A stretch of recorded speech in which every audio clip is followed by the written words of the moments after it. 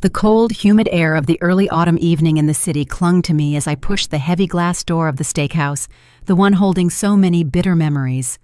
A small set of bronze bells chimed softly above the entrance. The familiar, rich aroma of pepper-crusted sirloin, a scent I once considered the very essence of happiness, hit me instantly. 8 years ago, Leandro, my husband, had proposed to me at the quiet corner table I was now walking toward.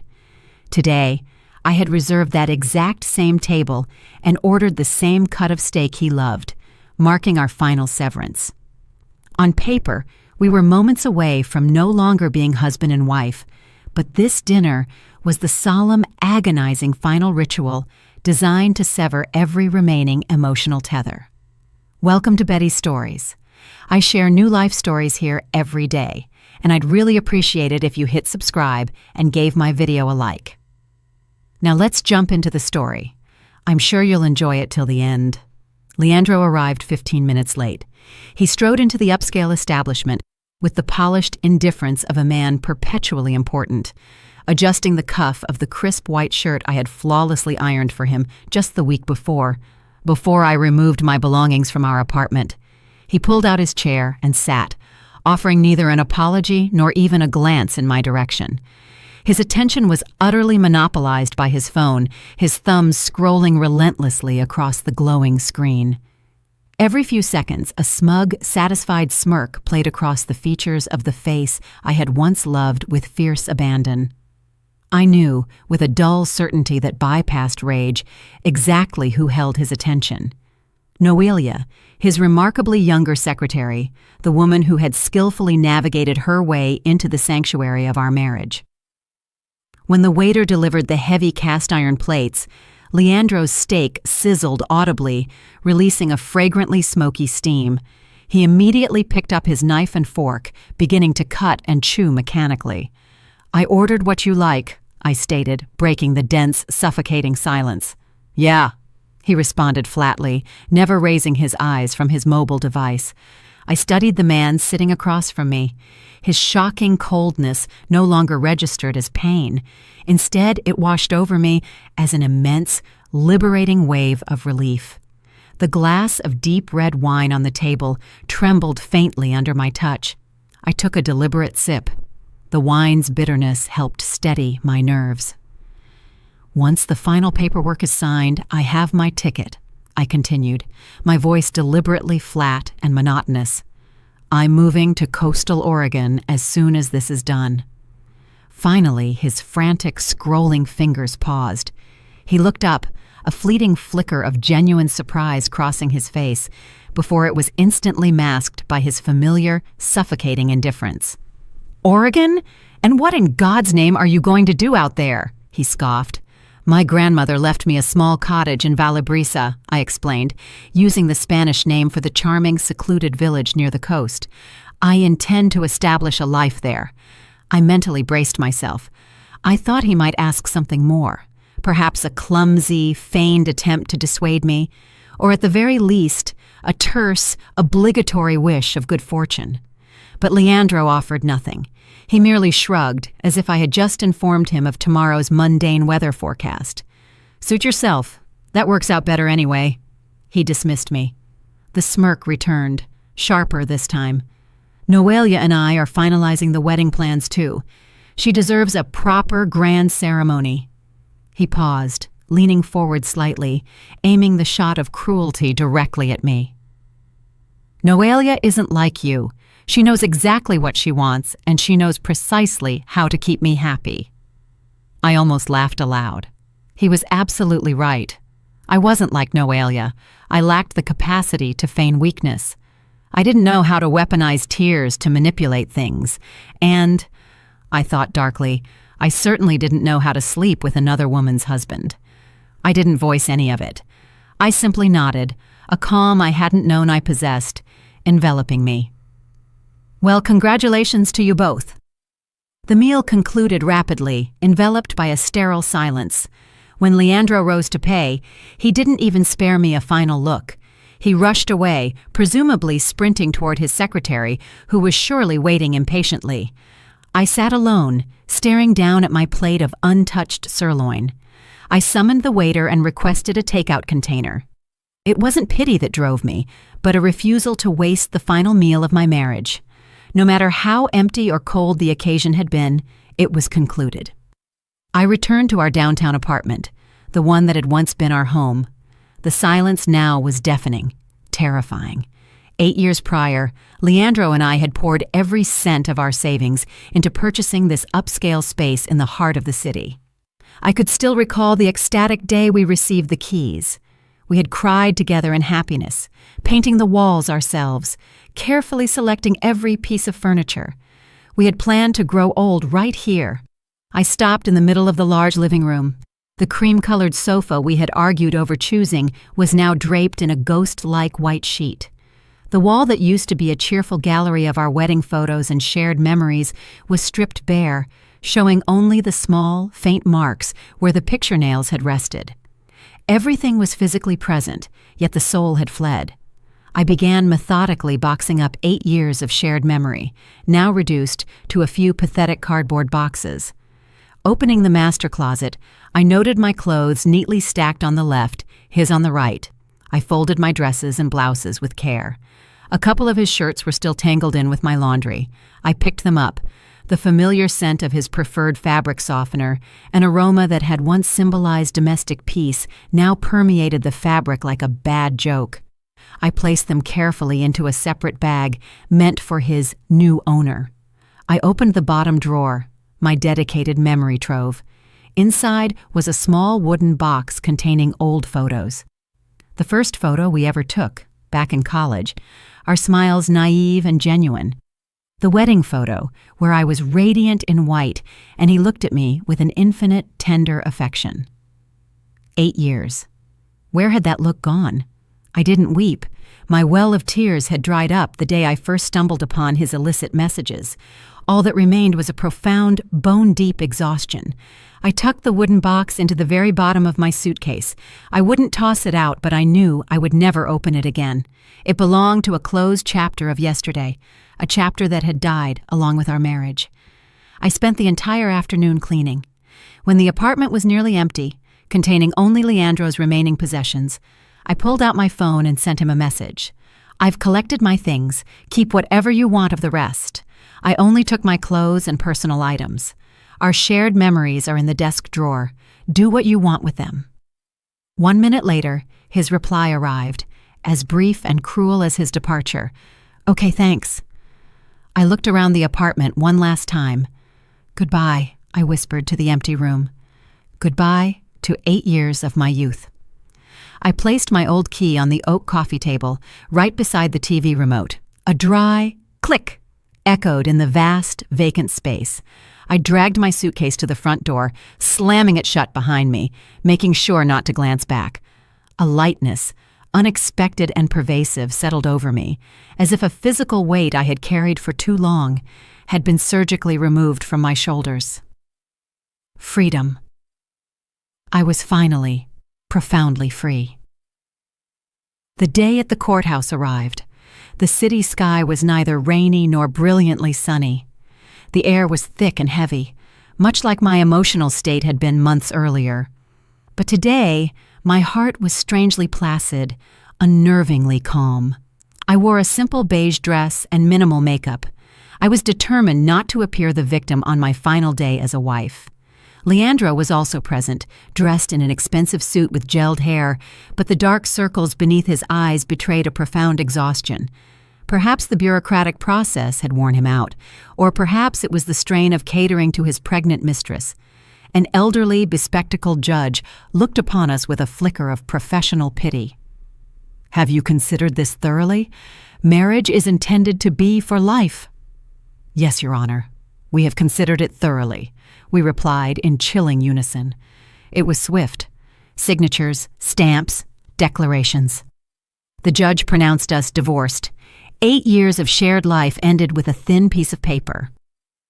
I received my divorce decree, a certificate of my singularity that felt simultaneously burdensome and weightless.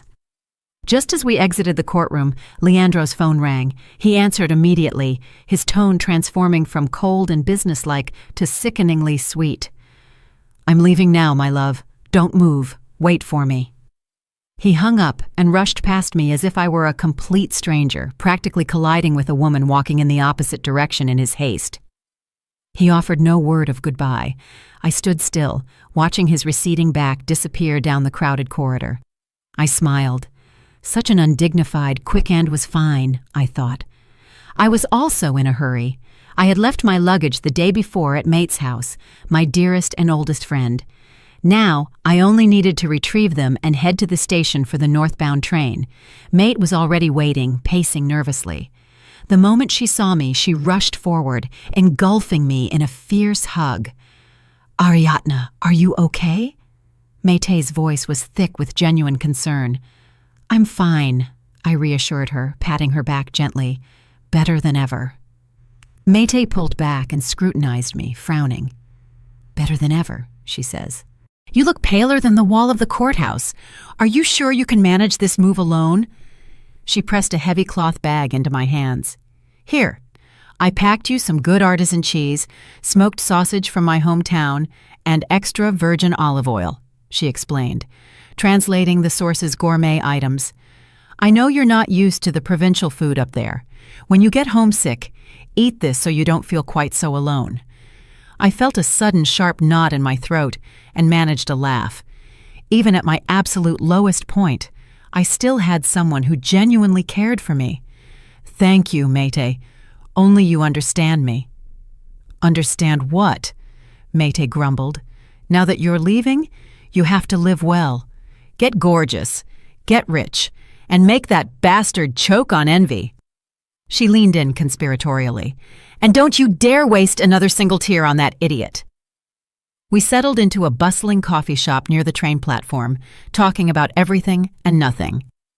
Mate dispensed 1,000 pieces of unsolicited advice, from finding a good contractor to being wary of small-town men. She spoke incessantly, filling the empty space of our final moments together, while I simply listened and smiled. I knew she was trying to cheer me up. When the boarding announcement came, we shared a tight embrace at the platform gate. "Take good care, Ariadna," Mate whispered, clutching my hand. "If anything happens, call me immediately. You too. Call me the moment you arrive."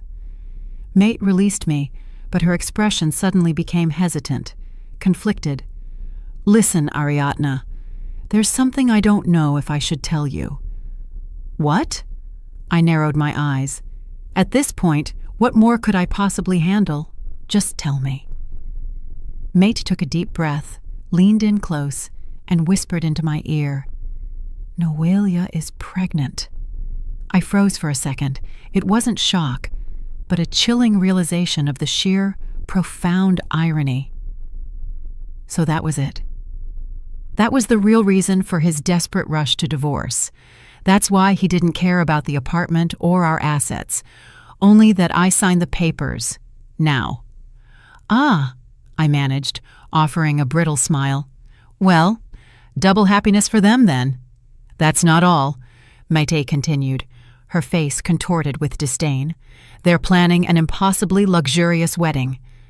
My husband overheard it's going to be at the old Biltmore estate, in the Grand Ballroom. They've reserved the entire Grand Ballroom."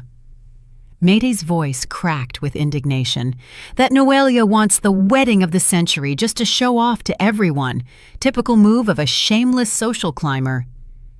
"Let them do whatever they want, Mate." I shook my head slowly. I genuinely don't care anymore. And I truly didn't. The searing pain had hardened into a distant, faded scar. Hearing news of them now felt merely ridiculous. An avaricious man and a self-interested woman, they deserved each other. "But I'm worried," Mate insisted. "I have to go," I interrupted gently. "The train won't wait." I gave Mate one final swift hug and turned away with firm determination. I crossed the ticket barrier without looking back. I could feel Mate's concerned gaze following me. Settling into my window seat, I switched off my phone. As the train pulled away from the gray expanse of the city, transitioning into the lush, green landscapes of the Pacific Northwest, our U.S. equivalent of Asturias, I knew a new life was waiting. And in that life, there would be no room, no space for Leandro or Noelia. I pulled out my phone again, removed the old SIM card, snapped it cleanly in half, and dropped the fragments into the waste receptacle. I blocked any possible contact with him. A clean break. Goodbye. Past. The long train journey lasted several hours. I barely slept. Instead, I read a novel by a classic Spanish author, trying to reconnect with a culture I had long neglected. When the train began to slow and the speaker announced the arrival in Astoria, Oregon, my U.S. equivalent of Asturias, my heart quickened. Stepping off the train, the cool, damp Pacific air filled my lungs. It was pure and clean, starkly different from the stifling, stale air of the metropolis.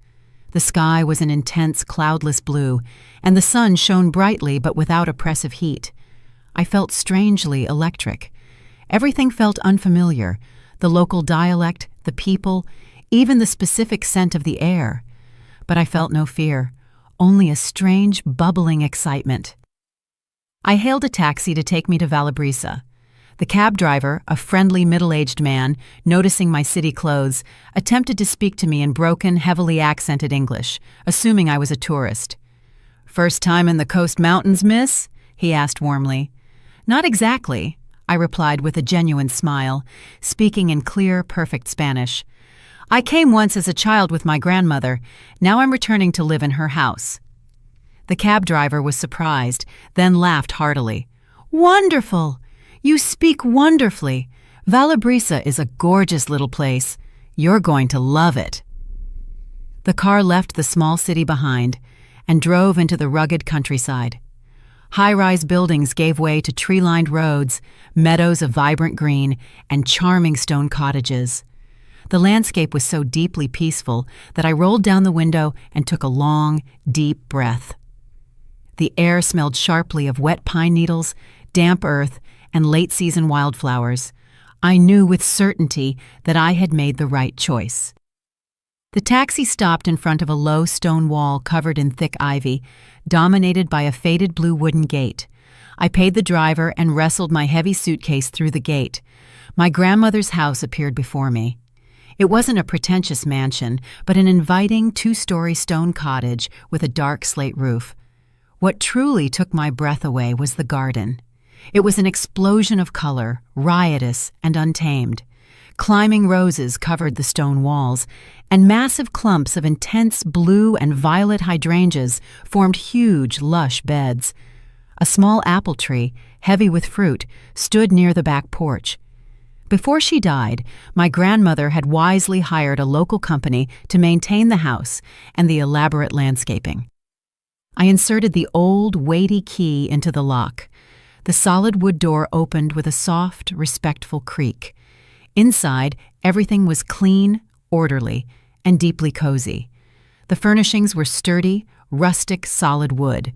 A massive stone fireplace dominated the living room, next to a wing-back armchair upholstered in the floral fabric my grandmother had adored. The late afternoon light poured through the large windows, painting golden reflections on the wooden floor. I dropped my suitcase and toured the house, the small kitchen with its copper pots hanging on the wall. My bedroom on the second floor, featuring a small balcony that looked directly over the vibrant garden. Everything had been perfectly preserved, as if my grandmother had known that I would eventually need this sanctuary. I slid open the balcony doors. The brisk autumnal breeze carried the intoxicating scent of roses. I stood there, closing my eyes, allowing the fresh air to scour my spirit. All the grief, the old aches, and the corrosive pain of my previous marriage seemed to dissolve completely on that breeze. I was no longer Ariadna, the betrayed wife. I was Ariadna, my grandmother's granddaughter, the keeper of this beautiful house. I was home. After a week dedicated to simple rest and settling my affairs, I began the search for work. I held a master's degree in interior design and had considerable experience working in the high-stakes world of city design, but I was no longer interested in the rush or the relentless competition of a major urban center. I wanted a quiet life, peaceful and deliberate. I polished my portfolio and began sending applications to small, regional design studios near Valabrisa. Luck smiled on me sooner than I anticipated. 3 days later, I received an email requesting an interview at Forma Yalma, Form and Soul, a small but respected local studio in Valabrisa. I prepared nervously, selecting an elegant suit and reviewing professional terminology. The studio was nestled in a hidden lane behind a large, blooming bougainvillea vine. I was interviewed by Matteo, the owner. He appeared to be in his early 40s with slightly tousled chestnut hair and very warm, kind green eyes. He reviewed my portfolio meticulously, nodding approvingly at my previous projects. "Your resume is impressive, Ariadna," Matteo said, his voice deep and calming. "But why choose a small, regional studio in Valabrisa in place of a major firm in the city?" I smiled, choosing honesty. "I returned from my grandmother's home. I adore the peace of this town. I want to do the work I love, but I also need time to care for my garden and simply enjoy life." I met his gaze directly. "I believe the quality of the work is not dependent on the size of the company." Matteo regarded me steadily, then broke into a genuine smile. "I think exactly the same thing," he confessed. "I detest the city. It's far too loud." The interview quickly transformed into an easy, pleasant chat about design trends and personal tastes. Matteo struck me as a genuinely kind boss, passionate about his craft, and deeply respectful of his employees. The following day, while I was watering the hydrangeas in the garden, my phone rang. It was Matteo. "Hello, Ariadna. I'm calling with good news. Can you start next Monday?" He explained we had secured a major project, a small upscale boutique hotel nestled in the countryside, and they urgently needed someone with my exquisite taste. I was so elated that I nearly dropped the watering can. Yes, of course. Thank you, Matteo. Thank you so much. I had a job, work I loved, in a place I adored. My new life had truly begun. My new routine quickly solidified. I woke every morning at 6:30 a.m., not to the jarring shriek of a smartphone alarm, but to the gentle chirping of birds outside my balcony window. I walked to the local bakery, bought a fresh cinnamon roll, substituting for the croissant, and a perfectly brewed coffee. The comforting scent of butter and coffee filled me with gentle energy. I walked to work. The studio was only a 15-minute stroll from the cottage. The path was shaded by majestic, towering pines and crossed an ancient stone bridge arching over a small, clear river. My colleagues were exceptionally welcoming. There were only 5 of us, including Matteo. They patiently helped me navigate the subtle local expressions and always praised the homemade treats I occasionally brought in. Matteo was an exemplary boss. He immediately entrusted me with the boutique hotel project, giving me total creative autonomy. The work consumed me, leaving no time or mental space to dwell on the failures of the past. On weekends, I was no longer burdened with cooking or laundry for a man who didn't deserve my effort. I dedicated my time solely to myself, cycling along the riverbank, browsing local antique markets, or simply sitting in my garden reading. I began tending my grandmother's garden. I learned to prune the rose bushes and plant fragrant herbs. My hands grew rough with dirt, but my heart settled into a deep, comforting peace. This life was the exact beautiful antithesis of my 8 years of stifling marriage. I felt entirely reborn. I laughed more easily. I slept sounder. The following Friday afternoon, 1 week before Leandro's extravagant wedding, Mayte called me via video. "My God, Ariadna, look at you," Mayte exclaimed, peering at the screen. "Are you radiant, or is it just me? Your skin is flushed. Your face looks so fresh. Does that mountain air agree with you?" "I suppose so," I laughed. "The work is fulfilling. The air is pure.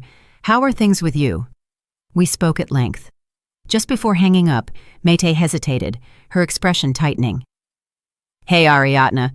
Next week is that bastard's wedding. Are you going to be genuinely okay?" I knew Mayte was still worried about my emotional resilience. I looked out the window. The late afternoon sun was turning my vibrant garden to gold. "I'm perfectly fine," I said, my voice serene and steady. "Next week, I'm scheduled to visit an antique ceramics workshop. I'm far too busy figuring out what kind of local tile to use for the hotel bathrooms to think about them." I smiled into the camera. "Wish them happiness, I suppose. I'm busy planting flowers and working." Might stared at me for a long moment through the screen, then sighed in profound relief. "Yeah, you're absolutely right. Staying busy is the best thing. To hell with them." I hung up and returned to sketching my design ideas. When the day of their wedding finally arrived, I truly did not care. The Saturday afternoon arrived. In Valabrisa, I had just finished watering the overflowing hydrangeas when my phone began ringing insistently. It was a video call from Maite. I smiled, wiped my hands on my apron, and accepted the call. Maite's face, alive with excitement, filled the screen. She was at home in her pajamas, but the background noise was a chaotic din of loud music and hundreds of voices. "Ariadna, what are you doing?" Mate shouted over the noise. "I just finished the garden. Why all the noise? Are you at a party?" "Are you insane? No!" Mayte rolled her eyes and dropped her voice dramatically. "My husband is. He's at the wedding of that bastard Leandro and that tramp. And I forced him to stream the whole thing live so you can get the full rundown and some sweet revenge." With that declaration, Mayte aimed the phone's camera toward her husband's phone screen. I didn't need to actually see the spectacle. Mayte's screeching commentary was enough. "Oh my God, Ariadna, the sheer waste of money," Mayte wailed. "My husband says they reserved the largest ballroom at the Biltmore estate, the U.S. equivalent of Palacio de los Cisnes. Red carpet from the entrance, imported exotic flowers everywhere. They even hired a full symphony orchestra. It's utterly obscene." I frowned. "That much, really?" "Yes, and more. My husband just sent me a photo." Might spun the screen to show a blurry image. "That Noelia's dress is supposedly designer, covered in Swarovski crystals valued at tens of thousands of dollars, and she's wearing a tiara like some fairy tale princess." Matey paused for dramatic emphasis. "And get this, she won't stop rubbing her stomach while greeting the guests. You know, just to make sure everyone understands she's carrying his heir, the brazen woman." I merely shrugged. "And Leandro," Mayte continued, her indignation rising. "He's bursting with pride. In his white tuxedo and greasy hair, walking alongside her like they're royalty conquering the world. My husband says he has the most arrogant look on his face, like he's conquered the universe. He probably thinks marrying a young woman who gives him an heir makes him the smartest man alive. What a pair of pretentious idiots, just showing off for the gallery." I listened to Mayte's rant and felt an unexpected urge to giggle. I looked at my garden, where the crimson roses were in full, beautiful bloom. I inhaled deeply. The air here was so pure. "Hey, Mayte," I interrupted the torrent of gossip. "Tell me what you're planning to make for dinner tonight." Mayte fell silent on the other end. "Excuse me? I'm delivering the gossip of the century, and you ask me about dinner?" "It's just that their story holds no interest for me anymore." I smiled softly. "Let them boast. Let them believe they're superior. That's their issue. Right now, I have to put a chicken in the oven. Mateo and the studio staff are coming over for dinner." Matey stared hard at me through the small screen, then burst into loud, surprised laughter. "Oh, Ariadna, Ariadna, you have achieved enlightenment. You're right. Why worry about trash like that? Go roast your chicken, and I hope it's delicious." We hung up. I removed my apron, washed my hands, and started preparing the meal. Their laughter, their luxury, their entire fake world felt a million miles away. For the first time in 8 years, I realized I felt not 1 ounce of jealousy or pain. They seemed like distant, pathetic strangers, and my life, finally, was truly my own. I assumed the wedding drama had concluded with Mate's call. I spent a wonderful evening with Mateo and my colleagues. We drank wine, ate herb-roasted chicken, and debated the hotel project with lively enthusiasm. The work was progressing excellently, and Mateo showered my ideas with praise. But the next morning, Sunday, as I brewed my coffee and stepped out onto the balcony to breathe the fresh air, my phone rang again. It was Maite. Given the time difference, morning for me, mid-afternoon for Maite, this was unusual. "What is it? Another live stream?" I joked, taking a sip of coffee. Maite's voice on the other end was entirely different from the day before. It wasn't indignation. It was overflowing, hysterical euphoria, as if she had won the lottery. "Ariadna! Ariadna! Are you sitting down or standing up?" she shrieked. "I'm standing up. Why are you so happy?" "Sit down right this instant. Sit down because I'm about to tell you something that will make you fall off your seat." Mate paused, breathing heavily. The best drama in history has just unfolded. My husband just arrived home and he told me everything. I cannot stop laughing. Intrigued, I pulled a chair closer and sat down. "All right, I'm sitting. What happened?" Mate erupted into a long, satisfying peal of laughter. "It turns out there was an unexpected guest at the wedding yesterday. Guess who?" I frowned. "How should I know? Your Uncle Braulio?" "No. Your Tio Braulio, your grandmother's old friend." I nearly choked on my coffee. Tio Braulio? What was he doing there? He doesn't know Leandro at all. "That, my friend, is the beauty of it," Maite declared melodramatically. "It turns out Leandro's father did a small business deal with Tio Braulio years ago, and they still maintain a cordial connection. And you know your uncle. He's a chatterbox, especially when he's been drinking. He had just returned from visiting his son up north and stopped in the city." I tried to picture Tio Braulio with his booming, characteristic voice in the middle of that highly formal, superficial wedding. "So what happened?" I asked, my interest piqued. "My husband says that by the end of the banquet, Tio Braulio was quite tipsy. He was seated with some of his friends and started bragging," Maite explained, lowering her voice and mimicking Tio Braulio's gravelly tone. "You know what? I just got back from the Northwest. Went to see my boy, and on the way I stopped by Valabrisa, that cute little coastal town." My heart pounded. Valabrisa. He must have seen me. "Exactly," Maite exclaimed. "My husband says Tio Braulio kept rambling loudly. I ran into little Ariadna, my deceased friend's granddaughter. God, is that girl beautiful and so smart. She lives in a gorgeous villa her grandmother left her, with a rose garden that belongs in a magazine. She lives like a queen. I was stunned. It was true. I had bumped into Tio Braulio the previous week at the local market. He had called out to me, and we chatted for a few minutes. I had invited him over, but he said he was rushing to the airport. I never imagined this would be the consequence. Mate continued breathlessly. "Your uncle started recounting your life to anyone within earshot, and with that foghorn voice of his, even the tables next to him heard every word." A vague, thrilling sense of apprehension went through me. This story, dropped right in the middle of Leandro's wedding, couldn't be a simple anecdote. "My husband says," Mate continued, her voice growing increasingly excited, "that just as Tio Braulio started talking about you, Leandro and Noelia were thanking the guests at the very next table. They heard everything, word for word." I contained my breath. Mate cleared her throat, continuing her performance. Tio Braulio had shouted, "Ariadna is a powerhouse. She's working for a design studio out there. Her boss, some great guy, adores her.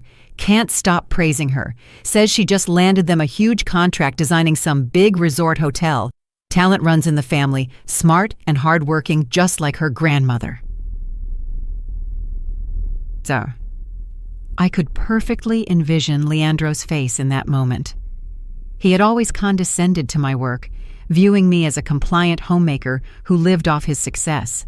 "But wait, Ariadna, here comes the best part," Mate shouted, unable to contain herself.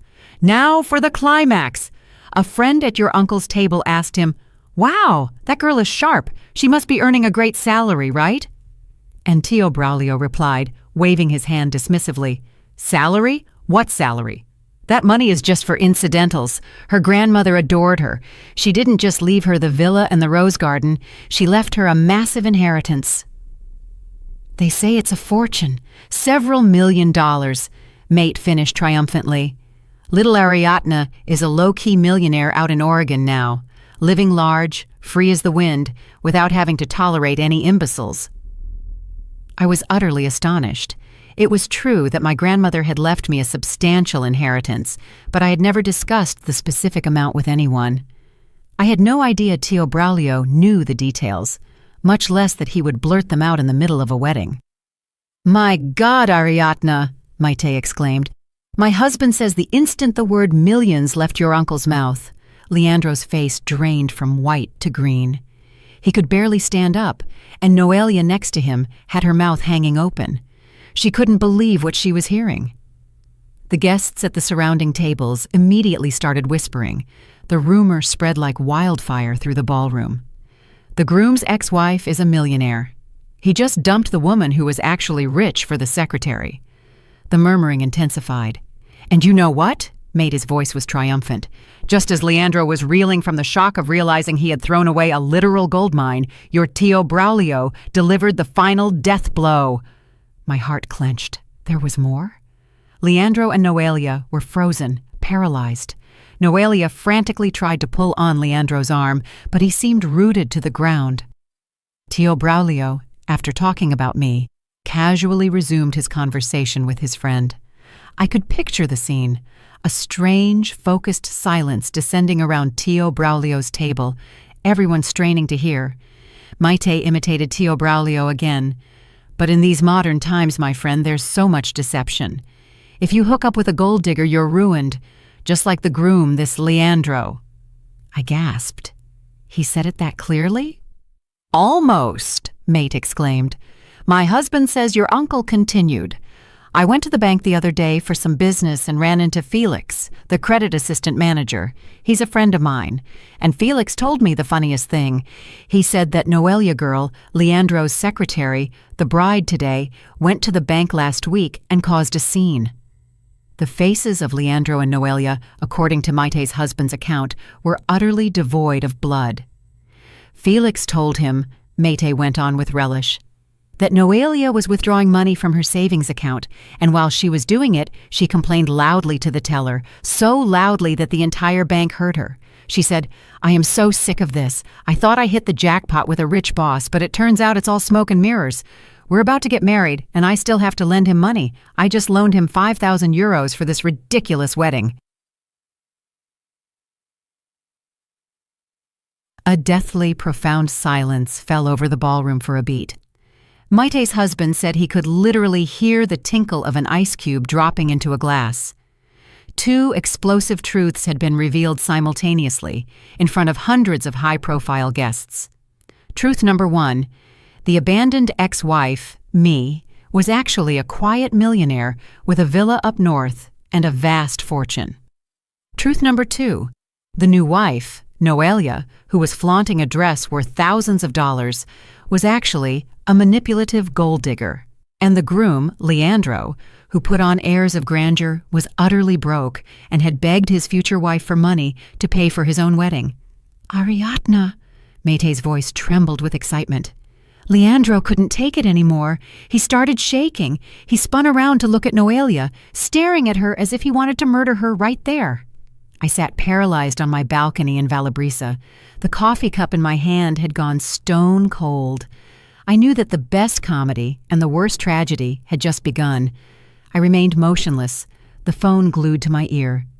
Maete's breathing was ragged, as if she had just finished a marathon.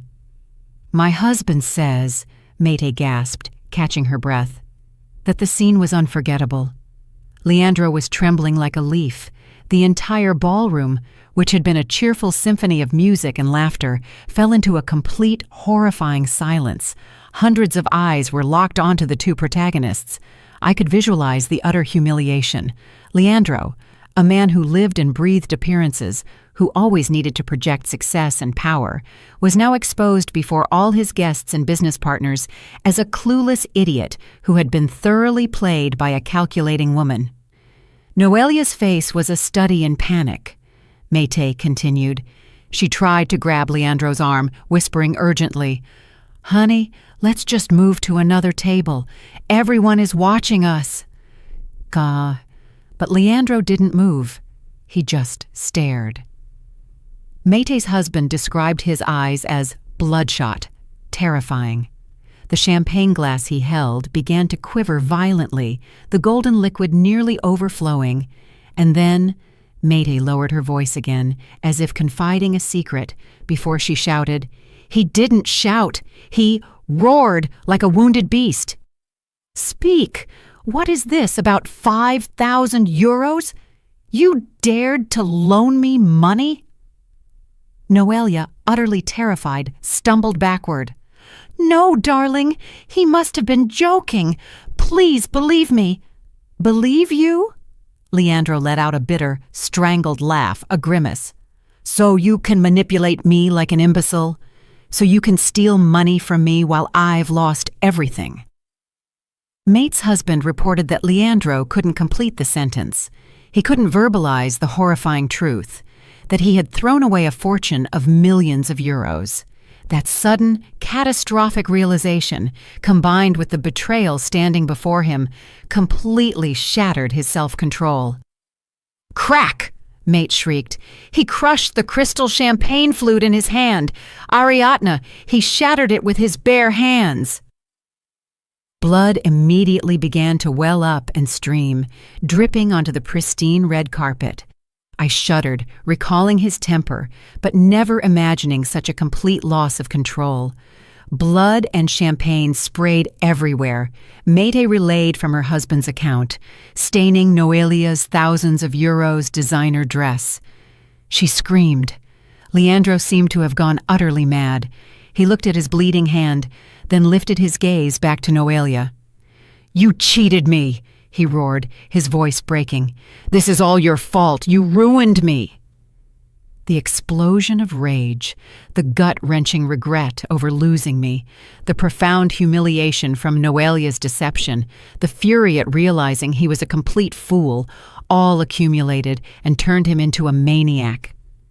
On the day of his own wedding, he realized he had discarded a capable, rich, and good wife, only to end up with a lying gold digger, one who had squeezed him dry just to finance this ostentatious display. He had thrown away pure gold to pick up a painted rock. "And after?" I asked, my throat dry. "Chaos. Absolute chaos." Mate's voice was still shaking. "After screaming, 'You ruined me,' he just started smashing everything." "Smashing everything? At his own wedding?" "My husband says yes," Mate answered rapidly. "He swung his arm and swept the tower of champagne glasses off a nearby table. The sound of breaking glass was deafening." He overturned an entire food station, sending lobsters, shellfish, and expensive gourmet food crashing onto the floor. Guests screamed and backed away in terror. His own parents were paper white. They rushed toward him. His father tried to embrace him. "Leandro, what are you doing? Stop this, please. This is an embarrassment." But he shoved his own father away. He was like a wild animal. He pointed at Noelia, who stood paralyzed and trembling, her white dress spotted with wine and sauce. "Speak! What about the pregnancy? Did you lie about that too?" he screamed. The question echoed through the ballroom. It was the spark that ignited the final powder keg. The whispering intensified. "My God, the pregnancy is fake too. No wonder she kept touching her belly. It was all theater. What a terrifying woman." Noelia, cornered, finally retaliated. There was no trace left of her fake sweetness. She screamed back, "Are you crazy? How dare you say my child is fake?" "Shut up!" Leandro violently pushed her away. The shove was so powerful that Noelia, unbalanced in her high heels, lost her footing and tumbled backward. "Oof!" Mate gasped. "My husband says she fell and hit her stomach against the corner of a decorative table." I held my breath. Although I disliked the woman intensely, a child was innocent. "Did something happen to her?" Noelia clutched her abdomen, pale as wax, screaming in pain. Seeing her, Leandro froze for a moment, likely terrified. But right then, Felix, the credit assistant manager from the bank, the man Tio Braulio had mentioned, who was there as a business associate, stepped forward, witnessing the chaos. "And what did Felix say?" Probably to gain favor with Tio Braulio, he spoke very loudly, Maite reported. Mr. Leandro, calm down. It is true that Miss Noelia complained at the bank. I personally heard her say you were struggling financially and that she had to loan you 5,000 euros. I even have a copy of the bank statement right here. Atishat. Mate's husband recounted that after that sentence, the room exploded. The confirmation from a bank employee right there in front of everyone was instantly credible. It was the final straw. Leandro had nothing left to lose. His career, his pride, his supposed love, his money, all shattered in one night. He let out one last primal roar, Mate said, and overturned the presidential table where the 7-tiered wedding cake stood. Frosting and cake flew everywhere. Get out! Get everyone out of here! The wedding is over! The terrified guests stampeded toward the exit. They weren't just leaving. They were pulling out their phones to take photos and videos. The wedding of the century, just as Noelia had wanted, but a century of disaster. My husband ran out too, Mate concluded. He said as he left, he could still hear Leandro smashing things and Noelia screaming and cursing. A circus. A pathetic circus. Karma is fast, Ariadna. I hung up, my soul heavy. I walked out onto the balcony and gazed at the roses sleeping beneath the Valabrisa night dew. I had thought I would feel immense satisfaction knowing they had received their just deserts, but I didn't. I felt only a deep, weary fatigue and disgust. A life built on greed and lies had spectacularly self-destructed in an instant. I slept poorly. The chaotic images of the wedding kept cycling through my mind. The next morning, I woke with dark circles under my eyes. I resolved not to listen to any more news from Mite. Their story, for me, was finished.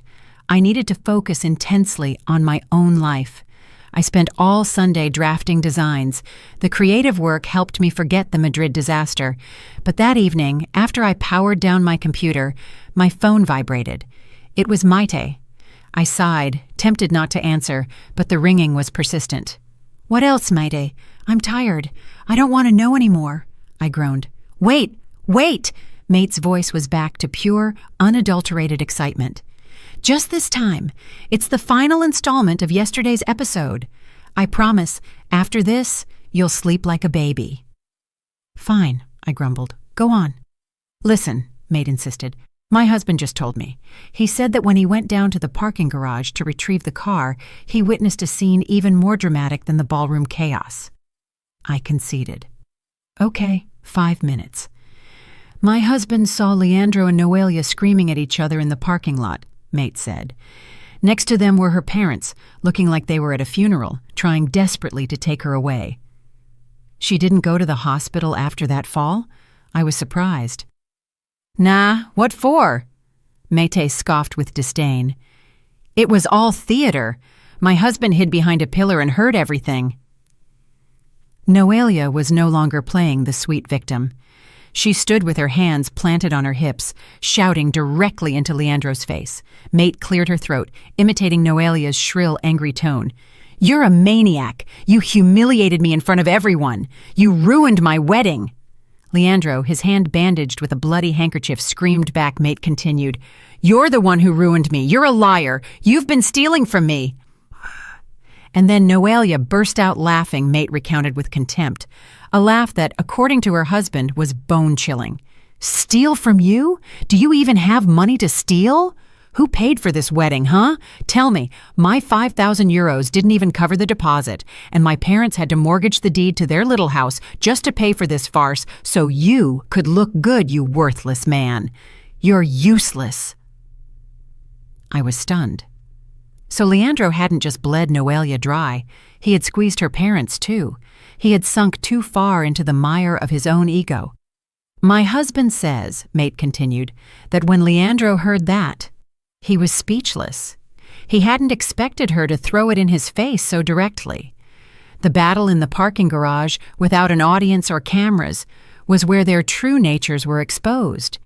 There was no love left, Only money, lies, and pure hatred. Noelia's parents, realizing their daughter had gone too far, tried to muzzle her. "Daughter, please be quiet now. Let's go home." But she couldn't stop. She pushed her parents away and pointed at Leandro. "I'm going to tell you something. I married you for your money, for your director title, and for this wedding, and now you've destroyed everything." Leandro, recovering from the shock, ground his teeth. "How dare you!" And then Maite lowered her voice again. Noelia launched her final, vicious attack. She put her hand on her abdomen, not with pride this time, but as a chilling threat. She said, Maite whispered, "Listen to me carefully. This child is yours. Do you want it to live or die?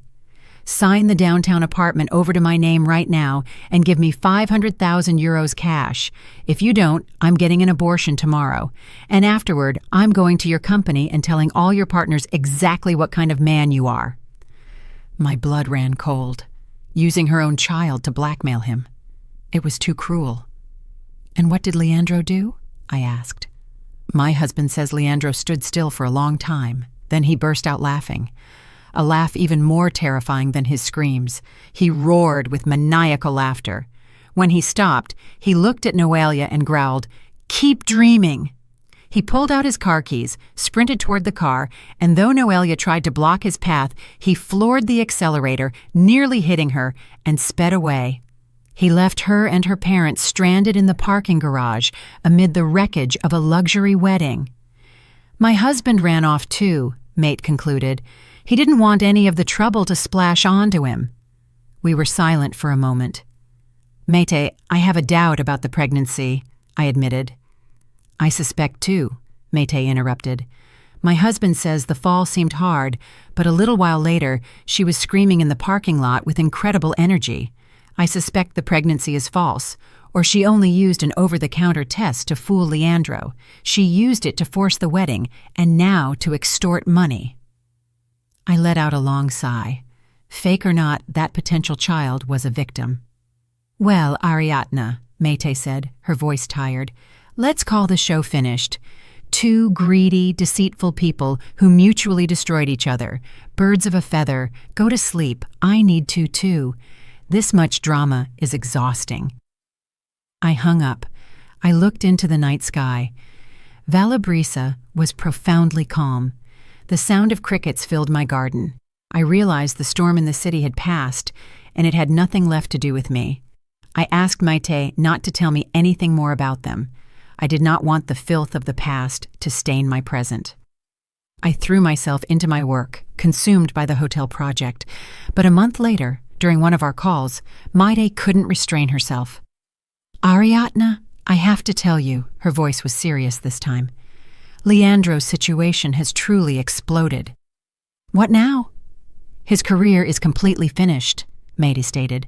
"My husband says that after the scandal, the videos of him trashing the wedding and screaming at Noelia went viral. Even though they were quickly taken down, all his major partners saw them. And what did they do?" "Mass cancellation of contracts," Mate confirmed. His most crucial partner, a Japanese consortium, sent him a letter immediately rescinding their collaboration. They stated they could not work with someone of dubious morality, who cannot control his emotions, and who treats his family so cruelly. I remained silent. It was inevitable.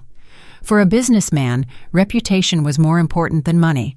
Losing the massive contract caused the entire firm to collapse. Key employees, the good ones, the ones who worked with you, left in a block, Mate continued. They said they couldn't work for a lunatic boss who also owed them money. They left and took the clients with them. That fast? I was genuinely surprised. "Yes, he's desperate now," Mate said.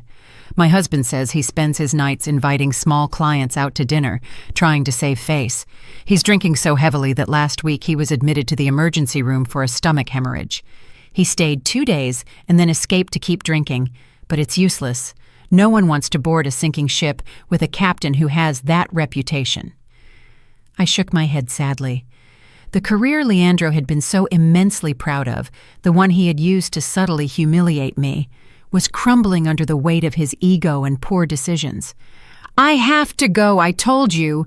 I have a meeting with Matteo." "Yes, you're right," Mayte conceded. "Those people don't deserve another minute of your time. You just live well." I hung up. I looked at the 3D design of the hotel lobby on my screen. I had chosen a warm, rustic style, featuring local ceramics and oak wood. I felt deeply proud of my work. It was real. It created tangible value, unlike Leandro's sandcastle of a career. Several months passed. I finalized the hotel design and began supervising the construction phase. The work was intense but deeply exciting. One evening, Mayte called. Her voice sounded strange, almost burdened with pity. "Ariadna, today my husband saw Leandro." "Where?" "At a street market in the afternoon," Mayte whispered. Her husband had gone to buy some things and noticed a thin man, who looked almost homeless, quickly eating a sandwich in a corner. Curiosity made him look closer, and he realized it was Leandro. "Thin and looking like a beggar? Is it that bad?" "My husband was stunned," Mayte confirmed. "He said Leandro was emaciated, unshaven for days, his hair dirty, and his clothes wrinkled and stained. He ate the sandwich with feverish anxiety, constantly glancing around with fear. He looks 10 years older. His company had completely collapsed. He was drowning in staggering debt. Do you know where he got the money for the wedding? From loan sharks," Mate revealed. "He thought he would pay them back with Noelia's parents' money or new contracts, but everything fell apart. Now the loan sharks are hunting him, and our apartment, he mortgaged it for the wedding. The bank already foreclosed and auctioned it off. Mate's husband said Leandro was living in hiding. He didn't dare go to his parents' house, afraid of dragging them into his problems. He was sleeping on the sofa of his sealed office building. Last week, thugs found him and beat him up in front of the building." Hearing this, I felt no satisfaction, only a bitter, hollow sadness. After all, he had been the man I loved for 8 years. "My husband hesitated," Mate said. "He was going to approach him, but Leandro noticed he was being watched, panicked, threw down the sandwich, and ran off like a true fugitive." "And Noelia?" "After the scandal, the pregnancy turned out to be false, just as we suspected," Mate confirmed. "No one will hire her. Her parents, mortified by the debt, sold their house to pay the wedding debts and took her in. They are having a terrible time. The 2 people who had once reveled in my pain were now paying a devastatingly high price for their rampant greed." "Life is sometimes just," I murmured, hanging up with a heavy heart. But that sadness was fleeting. I looked at my garden, where the lavender was blooming in a violet sea. I took a deep breath. His life, however tragic, was no longer mine. A week later, I presented the hotel's final project to the investor, a notoriously demanding Swiss gentleman. I had prepared every detail meticulously. When I finished, the investor, who Matteo claimed never smiled, rose and applauded. "Magnifique, Miss Ariadna," he said in French with admiration. "This is precisely the soul I was searching for. You have done excellent work." Matteo, standing beside me, smiled proudly. The project was approved without a single requested change. On the way back to the studio, Matteo told me, "Ariadna, you astonished him. The client is delighted. He is recommending us for a much larger resort project in Tuscany, our U.S. equivalent of Provenza. This is the team's work, but the vision was yours. To celebrate, the firm has decided to raise your salary by 30% starting this month, and you deserve a paid week off. Go wherever you like and recharge, because the Tuscan project awaits." I felt such dizzying happiness that I wanted to jump up and down in the middle of the street. A salary increase, a vacation, and most importantly, my work was profoundly recognized. I realized that when I left Leandro, I hadn't lost a single thing. I had found myself and so much more. I decided to use my vacation to travel through the American Southwest, my U.S. equivalent of Andalusia. I rented a small car and drove along scenic back roads, staying in rustic cabins, eating local artisan cheese and toasted bread with oil. I met new people. We discussed art, local wine, and the simple beauty of existence. I realized that my value did not reside in being anyone's wife, nor in the money I possessed, but in my independence and my capacity to create my own profound happiness. When I returned to Valabrisa, my garden was even more beautiful. I enrolled in advanced French classes and a ceramics workshop. I wanted to keep learning, keep growing. One afternoon, reading quietly in my garden, Mate called. We spoke often, but only about my life, Mate's job, and her children. We never mentioned Leandro or Noelia again. They had vanished from my life like a dark nightmare dissipating at sunrise. I watched the late afternoon sun dance across the leaves. I understood that those 8 years of marriage, although painful, had taught me a vital lesson. The divorce was not an end. It was the beginning, the gateway to a completely new path, a path utterly saturated with sunlight. I smiled. I knew my future on that path would only continue to grow better. Friends, I look back now, sitting here in my blooming garden in Valabrisa, sipping coffee and smelling the roses, and I realize something crucial. We often fear endings because we associate them with loss, but I learned that sometimes the true disaster is clinging to a life that has already died, remaining in a gilded cage, the downtown apartment. I left everything, my husband, my perceived status, the chaos of the city, and felt a lightness settle over me, profound and pervasive, a true freedom. Leandro and Noelia, blinded by greed and ego, tried to build their wedding of the century on lies and debt. They focused on the illusion of grandeur, but it was just a fragile sandcastle, which inevitably collapsed under the weight of their bad choices. I focused instead on quiet, real things: the earth, my grandmother's house, honest work, and the kindness of people like Matteo and Maite. When I stepped onto that northbound train, I wasn't running away. I was running toward authenticity. So, if you are listening to this, perhaps you are standing at the threshold of your own goodbye moment. Maybe you are holding the key to a door you need to close. My advice to you is this: don't measure your life by what you are losing, but by the profound peace you are about to gain. The moment you have the courage to make that clean break, to snap that old SIM card in half and block the noise, is the moment your own garden begins to bloom. True worth is found not in a designer dress or a grand ballroom, but in the genuine recognition of your talent, like the applause I received for my excellent work on the hotel project. Stop watering dead plants. Your future self is waiting for you on a sunlit path, ready to applaud the courage you show today. Trust the quiet strength within you. It's enough to build an entire new world. Now, I really hope this story resonated with you. If it did, and if you agree that finding peace is the biggest victory, please show me some love by sending a like to the video. Let's see our numbers. I'm curious, what city are you listening to me from, and at what time is it there? Write it in the comments. If you want to support me so I can keep telling these emotional, exciting stories every day, even a small donation makes a huge impact. It truly helps the channel stay afloat. For more life stories like this, you can check out my other videos on my channel, Betty's Stories, and subscribe. There are 2 new life stories on the screen that I'm sure will capture your interest.